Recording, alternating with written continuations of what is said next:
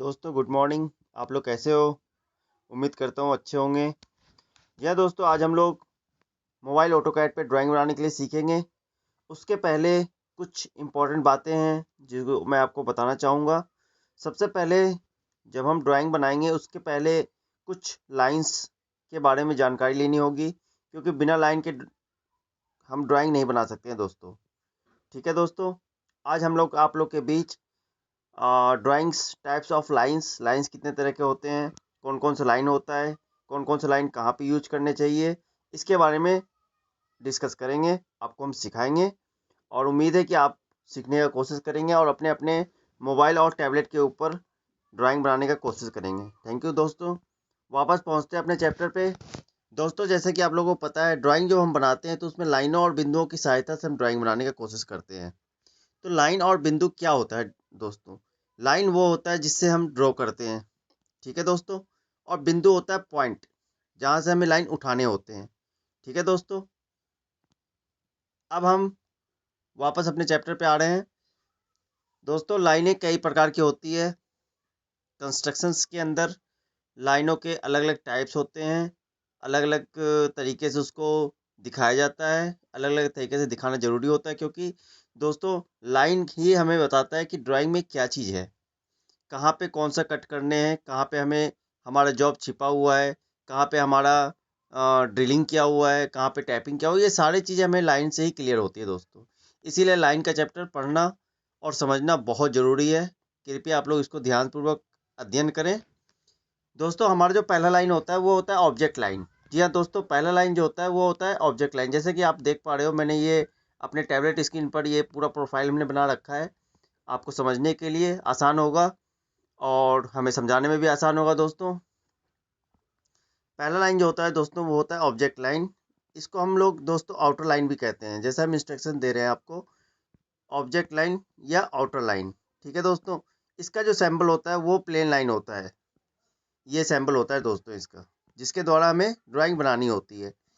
ठीक है दोस्तों, ये जो लाइन खींचे हम लोग जो खींचेंगे ड्रॉ करेंगे वो थिक लाइन होगी। थिक लाइन मतलब दोस्तों मोटी लाइन होती है। जैसा कि एक छोटा सा हमने यहाँ पे ब्लॉक बनाया हुआ है दोस्तों। ये ब्लॉक हमारा थिक लाइन से बनी हुई है, आउटर लाइन है। जब भी हम कभी ड्राइंग बनाएंगे दोस्तों, सबसे पहले हमें ब्लॉक बनाने होंगे। ब्लॉक बनाने के बाद क्या होता है कि ब्लॉक बनाने से हमारा सारा डायमेंशन क्लियर हो जाता है, उसकी लंबाई, चौड़ाई और ऊंचाई।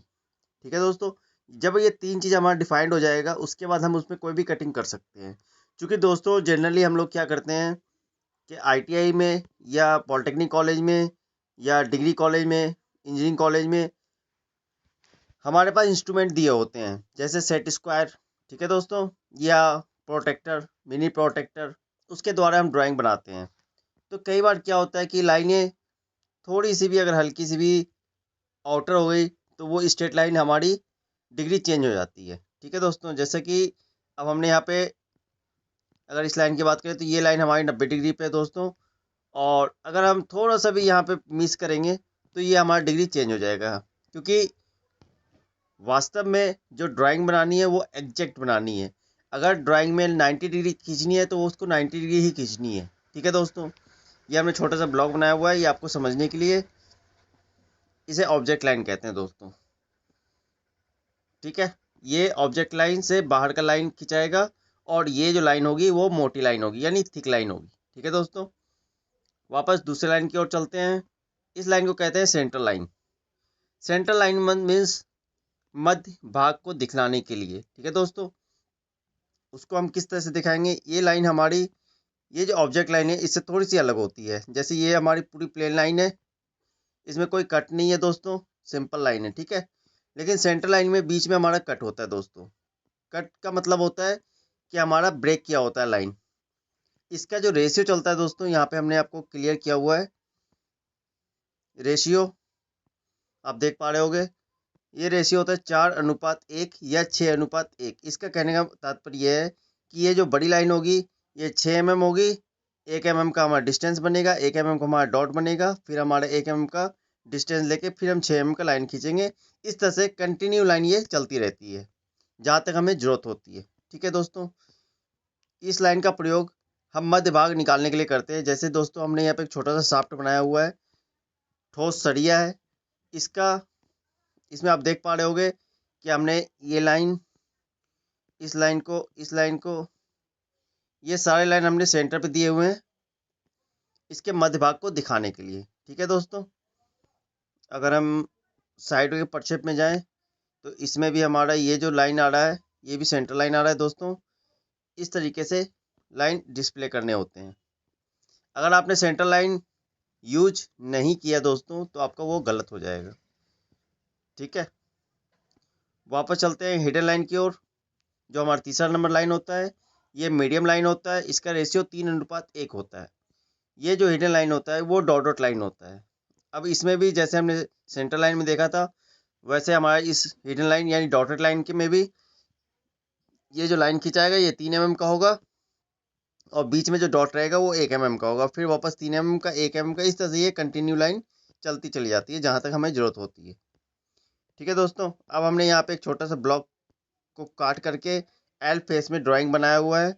अब ये एल फेस में क्या है दोस्तों कि ये अगर हम सामने से देख पा रहे हैं तो ये हमारा कोई भी लाइन इसमें छिपा हुआ नहीं है। ठीक है, तो इसमें सारे लाइन जितने भी आए हैं सारे ये ऑब्जेक्ट लाइन आए हुए हैं। अगर हम इसी जॉब को पीछे से देखते हैं, फॉर एग्जाम्पल जैसे हमने यहाँ पर बना रखा है ड्राइंग में, अब हम पीछे से अगर देख पा रहे हैं तो हमारा ये लाइन और ये लाइन, ये 3 लाइन हमारे छिपा हुआ था दोस्तों, जिसको हमने डॉटेड लाइन से डिस्प्ले किया। ठीक है दोस्तों, इसका तात्पर्य यह है कि हिडन लाइन का उपयोग हम उस जगह पे करते हैं जहाँ की जॉब छिपी हुई होती है। ठीक है दोस्तों, वापस चौथा लाइन की ओर चलते हैं। ये हमारा लॉन्ग ब्रेक लाइन होता है दोस्तों, इसको हम थिन लाइन से बनाते हैं। थिन लाइन मतलब पतली लाइन। ठीक है दोस्तों, इस लाइन में क्या होता है, एक ब्रेक होता है बीच में जिसमें एक सीधा एल और एक उल्टा एल लिखाता है और बीच में ये एक क्रॉस आती है। इस लाइन को कहते हैं लॉन्ग ब्रेक लाइन। जैसा नाम से ही स्पष्ट है, लॉन्ग मतलब बड़ा, लंबा, लंबे चीज को छोटे आकारों में दिखलाने के लिए लॉन्ग ब्रेक लाइन का प्रयोग करते हैं। जैसे हमने यहाँ पे एक शाफ्ट बना रखा है, अब ये शाफ्ट हमारा लंबा था तो क्या होता है दोस्तों कि उसको हमको काटना पड़ता है ड्राइंग में ही। तो ड्राइंग में हम जब काटेंगे उस चीज़ को तो काटने के उपरांत जो लाइन यूज करेंगे वो लॉन्ग ब्रेक लाइन यूज करेंगे दोस्तों, जैसा कि हमने जॉब में दिखा रखा आपको। ठीक है दोस्तों, वापस चलते हैं दूसरी लाइन की ओर। अगला 5वां नंबर लाइन आता है शॉर्ट ब्रेक लाइन। ये भी लाइन जो हमारा खिंचाएगा ये भी पतली लाइन से खिंचाएगी। ये एस आकार का होता है। ये फ्री हैंड स्केचिंग मतलब इसमें सिर्फ आपको पेंसिल की जरूरत पड़ती है। इसमें कोई प्रकार की यूज नहीं करनी पड़ती है, कोई स्केल का यूज नहीं करना पड़ता है। ये free hand sketching S type में लाइन होता है। इस लाइन का प्रयोग छोटे वस्तुओं को बड़ा करके दिखलाने के क्रम में यूज किया जाता है। जैसे कि अब ये छोटा चीज था, अब जैसे सपोज करो सुई है। अब सुई है दोस्तों तो अब सुई का भी तो ड्राइंग बना होगा, बिना ड्राइंग का तो सुई भी नहीं बनी होगी। तो सुई का जब हम ड्राइंग बनाएंगे तो वो बहुत कम स्पेस लेगा, बहुत छोटा बनेगा। तो वो उसमें हम डायमेंशन भी उसी हिसाब से दिखाना पड़ेगा। तो उस क्रम में क्या होगा दोस्तों कि वो डायमेंशन में दिखाई नहीं देगा। ठीक है दोस्तों, तो इसीलिए उसको वहाँ पे जूम करना पड़ता है, यानी छोटे चीज़ को बड़ा करना पड़ता है। जब हम उस चीज़ को बड़ा करेंगे दोस्तों तभी वो चीज़ हमारा क्लियर हो पाएगा। आगे चलें दोस्तों, ये होता है कटिंग प्लेन लाइन। अगला लाइन जो होता है 6वां नंबर लाइन। इस कटिंग प्लेन लाइन में क्या होता है दोस्तों, हमने यहाँ पे एक छोटा सा पाइप लिया हुआ है, पाइप का टुकड़ा, जिसका पाइप क्या होता है, जिसमें ओडी होती है, आईडी होती है और बीच में होल होता है। ठीक है दोस्तों, इसमें एक लाइन हमने क्रॉस किया हुआ है वो आप देख पा रहे होगे। ये भी बिल्कुल सेंटर लाइन की तरह ही होता है, लेकिन इसमें दोस्तों सेंटर लाइन में एक पॉइंट होता है, इसमें 2 पॉइंट होते हैं। ठीक है दोस्तों, जैसा कि आप देख पा रहे होगे ये 2 पॉइंट हैं। ठीक है, अब इसका प्रयोग कहाँ पे करते हैं, जैसे ये हमारा पाइप है। अब पाइप है तो पाइप को हमको पार्टिकुलर जॉब मतलब पार्टिकुलर बराबर भागों में हमें कटिंग करने हैं उसको।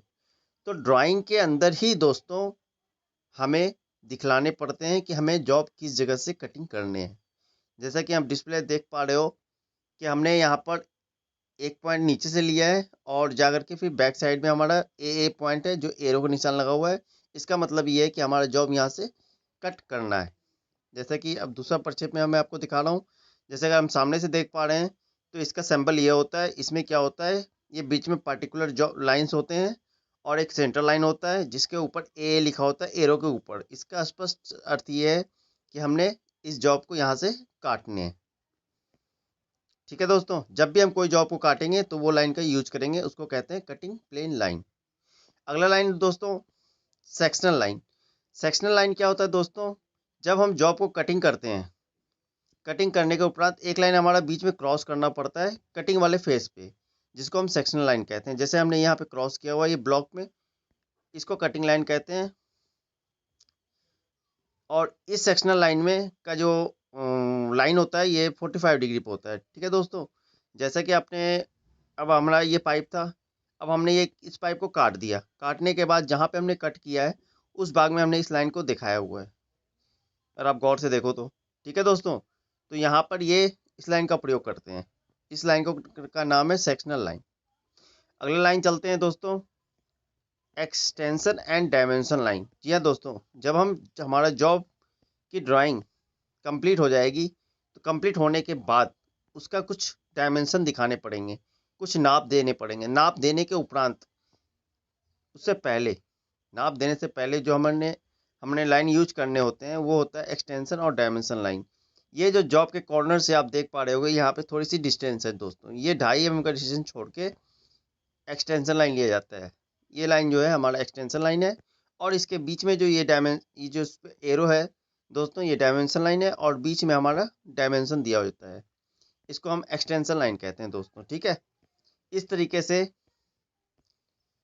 हमारा ये टोटल 9 तरह का लाइन हमें नॉर्मली यूज करने हैं ड्राइंग बनाने के क्रम में।